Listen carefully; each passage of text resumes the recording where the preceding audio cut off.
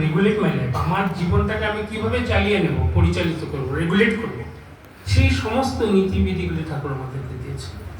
ঠাকুরের প্রবল ইচ্ছা যে প্রত্যেকটা মানুষ যাতে পারফেক্ট হতে পারে। আমি কৃষি করছি, আমি ব্যবসা করছি, আমি পড়াশোনা করছি, আমি সায়েন্টিস্ট, আমি doctor, whatever I might be, কিন্তু আমি যাতে পারফেক্ট হতে পারি সেটাই ঠাকুর হয়েছে। আমি রান্না করছি, সেখানে আমি পারফেকশন থাকতে হবে। এই যে ধারাগুলি যেগুলি ঠাকুর দিয়ে গেলেন, যোজন যাজন ইষ্টভীতি স্বস্তি সদাচার, এই সমস্ত কিছু দিয়ে কিন্তু মানুষ তার জীবনটাকে গড়ে তুলতে পারে। আমি ঠাকুর ধরেছি প্রথম আমাকে জানার জন্য। আমি যদি আমাকে না জানি তাহলে আমি কি করে আমার নিজের জীবনটাকে চালাবো? আমি পারবো না, আমার ডিফেক্টস থাকবে। আমরা দেখছি না হাইলি কোয়ালিফাইড একাডেমিক এক্সেলেন্স যাদের আছে, তারাও তো সমাজে এমন কাজ করে যেটা অতি সাধারণ মানুষ সেগুলি করে না। কোথা থেকে কোথায় তারা নেমে আসতে পারে উইদিন এ সেকেন্ড। এই যে ফলটা ডিজেনারেশন, যেটা তার যেটা অবনতি হয় জীবনে এক মুহূর্তে, কেন হয়, কি করে হয়? ওই তার জীবনে আদর্শ না থাকে। ঠাকুর বলছেন তোমার ইভিলকে, দ্য সোশিয়াল অ্যারাউন্ডে যে ইভিল চলছে, ইভিলকে তুমি রেসিস্ট করতে হবে। যেগুলি হার্মফুল এলিমেন্টস আছে আমাদের পারিপার্শ্বিক, যেগুলি আমাকে ক্ষতি করছে, আমার চলন বলনে ক্ষতি করছে, এই পরিবেশটাকে পলিউট করছে, সেগুলিকে তুমি রেসিস্ট করতে হবে। এগুলি কেন হয়? এই রেসিস্ট করতে গেলে ঠাকুর বলছেন তুমি জানতে হবে এগুলি কেন হয়। ঠাকুর বলছে যে মানুষের ইরেগুলেটেড লাইফ, একটা ফ্র্যাগমেন্টেড লাইফ, একটা বিচ্ছিন্ন জীবন, ইগোসেন্ট্রিক লাইফ, অহংকার, আমি অনেক জ্ঞানী, আমি অনেক ধনবান, অহংকার, একটা ইমব্যালেন্স লাইফ, কোনো সামঞ্জস্যতায় জীবনে নেই। আরেকটা কি কারণ? Slavery to our passions.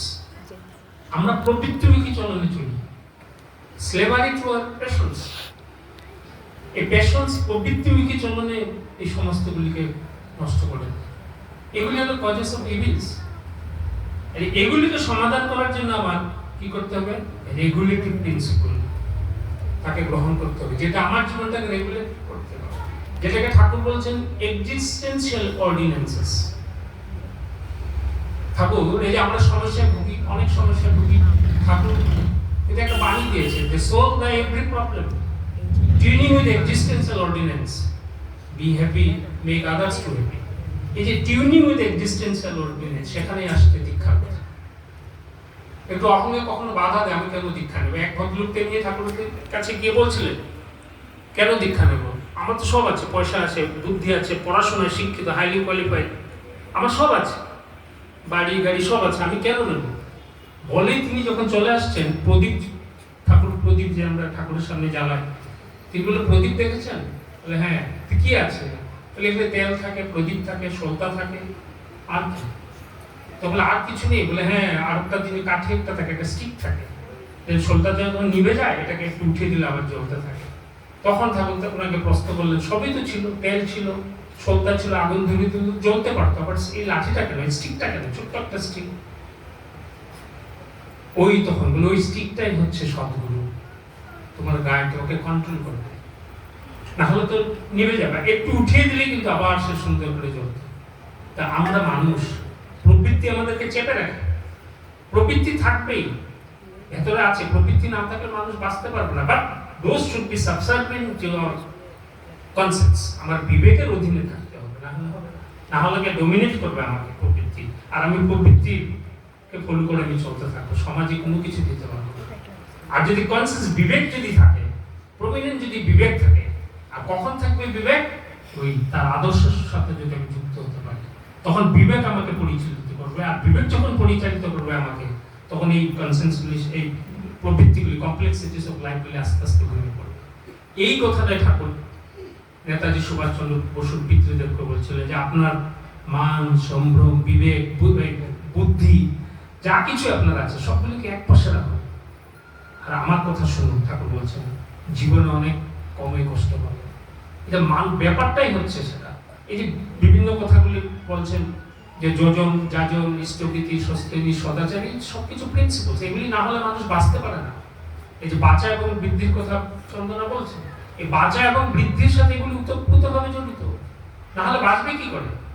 যাজন মানে কি? যাজন তো যাজন, কিন্তু যাজন মানে my responsibility to my environment. আমি যা পেয়েছি ঠাকুর ধরে আমার জীবনটাকে চালানোর জন্য সেটা আমি শেয়ার করতে হবে, এটাই তো জানি। যজন মানে আমি নিজেকে ঠিক করতে হবে, আর ঠিক করতে গেলে কিন্তু সবকিছু দরকার আছে। আমরা স্পিরিচুয়াল সাইডটাকে ইগোসেন্ট্রিক হয়ে নেগলেক্ট করতে থাকি। কিন্তু WHO, বিশ্ব স্বাস্থ্য সংস্থা, সেটাও এই ডেফিনেশন অফ হেলথ, সেটাতে কিন্তু স্পিরিচুয়ালিজমের কথা উল্লেখ করেছেন। সামাজিকভাবে, শারীরিকভাবে, মানসিকভাবে এবং স্পিরিচুয়ালি, আধ্যাত্মিকভাবে মানুষ সুস্থ থাকতে বলে, তাহলেই সে কিন্তু প্রকৃত মানুষ হতে পারে, না হলে ইমব্যালেন্স। আর ঠাকুর বলছেন ideology balances human life. Ideology মানুষের জীবনটাকে ব্যালেন্স করে রাখে, মানুষ ব্যালেন্স থাকে। মানুষ কি হয়, অনেক শিক্ষিত মানুষ মিলিটারি ব্রিগেডিয়ার হতে পারে, এমন দুঃখের প্রভাবে সে সুইসাইড কমিট করে দেয়। তো what is the power of A brigadier? তো ব্রিগেডিয়ার এত বড় মানুষ, এত যুদ্ধ কন্ট্রোল করে, তার আন্ডারে হাজার হাজার সৈন্যরা থাকে, সে সুইসাইড করে। তো তোমার কি শক্তি আছে? কোথায় পেলো সেই শক্তিটা? ওই যে ইষ্টের সাথে যুক্ত নয়। ইষ্টের সাথে যুক্ত মানে আমি তার উপর ভরসা করতে পারি, আমার গভীর বিশ্বাস। কেউ যদি বাড়ির প্রতি নিকট কেউ যদি মারা যায়, কারো ছেলে মেয়ে যদি চলে যায়, মানুষ দুঃখে নিজের জীবনটাকে শেষ করে দেয়।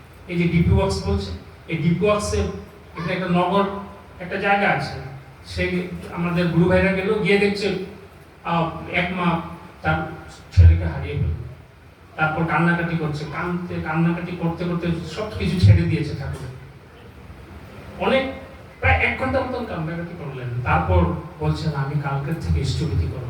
এই যে আপনারা যে আসলেন, আমি 1 ঘন্টা যে আমার দুঃখগুলি আপনাদের সামনে প্রকাশ করলাম, আজ অব্দি কেউ আসেননি, আমি 1 ঘন্টা কান্নাকাটি করার সুযোগ পাইনি। আপনারা আসছেন, 1টা ঘন্টা সামনে থাকলেন, শুধু আমারই কান্নাকাটি শুনলেন, আর আমার সব রকম দুঃখগুলি কোথায় চলে গেল। এখন আমি কালকের থেকে আমি স্থগিত করব, ঠাকুরের সাথে উত্তরপ্রত হবে।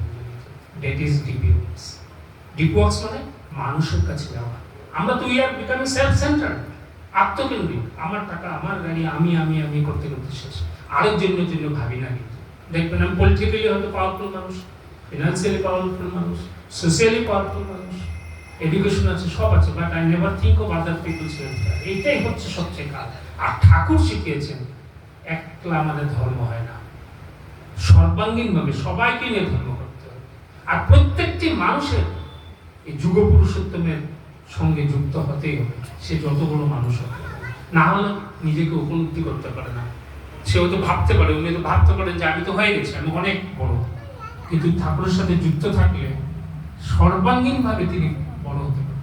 আপনারা জানেন যে কোর্টের জাজ, হ্যাঁ, কত টপ লেভেল কোর্টের জাজ সবাইকে জাজমেন্ট দেয়, বাড়িতে এসে তার স্ত্রীর সাথে প্রবলেম, সেখানে জাজমেন্ট দিতে পারে না। এটা কেন হচ্ছে? আছে ঘটনা এরকম, তাই বলছি।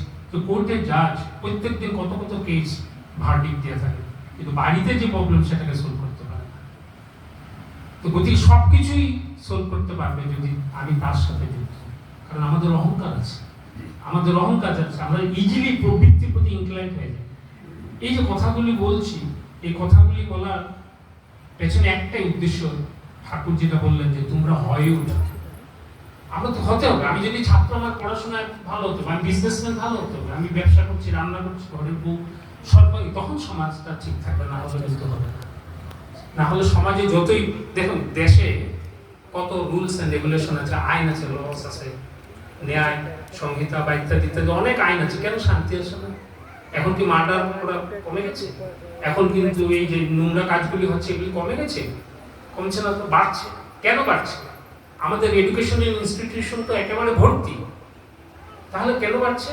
Because academic excellence or mere educational institutions fail to make a man perfect. তাই ইনস্টিংক্টটাকে ডেভেলপ করতে পারবে না। আমার জন্ম সংস্কারে আমি যে ইনস্টিংক্ট নিয়ে আসছি, সেটাকে এদিক সেদিক করতে পারবে না। নেগেটিভ ইনস্টিংক্টগুলিকে পজিটিভে আনতে পারবে না। এটা একদম গাঢ় হয়ে আছে, রক্তের সাথে মিশে আছে। এগুলিকে করার জন্য আমার দরকার মেডিটেশন। এগুলিকে করার জন্য দরকার সৎ নাম, সৎ মন্ত্র জপা, যেটাকে আমরা নাম করা বা ধ্যান করা বলি। এইটা কি করে? ভেতরে একটা অটো ইনিশিয়েটিভ উইলের সৃষ্টি করে। আর সেই অটো ইনিশিয়েটিভ উইল আমাকে অটোমেটিক্যালি আমাকে পজিটিভ এগুলোর দিকে নিয়ে যাবে। আর তখনই আমার চোখ খুলবে, আমার অ্যাক্টিভিটি বাড়বে, আমার রেসপন্সিবিলিটি বাড়বে, আন্ডারস্ট্যান্ডিং থাকবে। When the ideal is working man, he is active, sincere, responsible, he becomes a responsible person. এই সব কিছু ঠাকুর একটা কথা বলছেন, all the faculties bloom and grow. তার সমস্ত ফ্যাকাল্টিস গুলি, তার দৃষ্টতা, পারদর্শিতা, ক্ষমতা, যা কিছু আছে সবগুলি ব্লুম করে। তখনই তো মানুষের পরিবর্তন। That is the transformation of human life. না হলে কোটি কোটি উগ্রপন্থী কি করে ঠাকুরের শ্রীচরণে দীক্ষা মাধ্যম গ্রহণ করে, কি করে মানুষকে ঠাকুরের কথা শোনায়, কি করে ডাকাতরা এসে একটা সৎ পথে চলছে। ঠাকুরকে প্রশ্ন করা হয়েছিল যে এই মানুষদেরকে যে দীক্ষা দেওয়া হচ্ছে কি লাভ হবে? ঠাকুর বলছেন দীক্ষা নিলে মানুষ একটা সিস্টেমে পড়ে যায়। আর এখন বর্তমান যুগটা হলো এইজ অফ সিস্টেম। সিস্টেম ছাড়া আমরা কোথাও চলতে পারবো না। আর ঠাকুর বলছেন তখন সিস্টেমে পড়ে যায়। আর এই সিস্টেমে পড়লেই মানুষের ট্রান্সফরমেশন শুরু হয়, রেকটিফিকেশন শুরু হয়, মানুষ নিজেকে বুঝতে পারে, মানুষ মানুষের জন্য হয়ে উঠতে পারে, মানুষের জীবন বৃদ্ধির প্রতি তার যে ট্রেন্ড, এই ট্রেন্ডটা চরমে তখন পৌঁছে যায়, অন্তরে সহানুভূতি, ভালোবাসা দেয়। তাই ফিলোসোফার মানে ডক্টর বিধান রায় বলছিলেন, I don't understand allopathy, I don't understand homeopathy, but I know sympathy very well for the eradication of the disease of our society. আজ এই সৎসঙ্গে উপস্থিতি আপনাদের সবার সাথে দেখা হয়ে গেছে। একটাই যে মানুষকে আমরা ঠাকুরের কথা বলবো, এটা আমার কর্তব্য, একটা ফান্ডামেন্টাল রাইট অ্যান্ড ডিউটি। আমি মানুষকে ঠাকুরের কথা বলবো, কারণ সেখানে সত্য, ঠাকুর যা বলছেন সেটা সত্য। যদি ঠাকুরের কথা বলতো, তিনি আজকে না শুনেন, 100 দিন পরে হলো তিনি শুনবেন। ঠাকুর একটা কথা বলছেন, কেউ কারোর বৈশিষ্ট্যকে হারিয়ে আমার কাছে আসতে হবে না। সবার বৈশিষ্ট্য এক থাকবে, সবার বৈশিষ্ট্যকে ইনট্যাক্ট রেখে তোমরা আমাকে বহন করে চলো, আর তখনই তোমরা পারফেকশনের পথে চলে যাবে। Whole humanity will be on the way to perfection, Thakur বলছেন। আর তখনই সত্য যুগের মলয় তোমাদের প্রত্যেকের অন্তরকে স্পর্শ করে যাবে, তখনই আসবে সুখ, আনন্দ। ঠাকুর তাই বলছেন, নিবে যেও না, অন্যকেও নিভতে দেবে না। সার্থক সন্দীপনায় চির জাগ্রত রাখো নিজেকে, চির জাগ্রত থাকতে হবে। This is alien culture. আর্য কৃষ্টির একটা গুণ হচ্ছে যে নিজেকে সচেতন রাখা, নিজেকে রিভার্স কনসাস রাখতে হবে। আর ঠাকুর বলছেন, অমৃতের টুগেদার, নিজেও নিভে যাবে না, অন্যকেও নিভতে দেবে না। সার্থক সন্দীপনায় চির জাগ্রত রাখো নিজেকে, অমৃতের টুগেদার। এটাই অমৃত। আপনাদের সবার মঙ্গল প্রার্থনা করে আমার বক্তব্য শেষ হচ্ছে। জয় গুরু।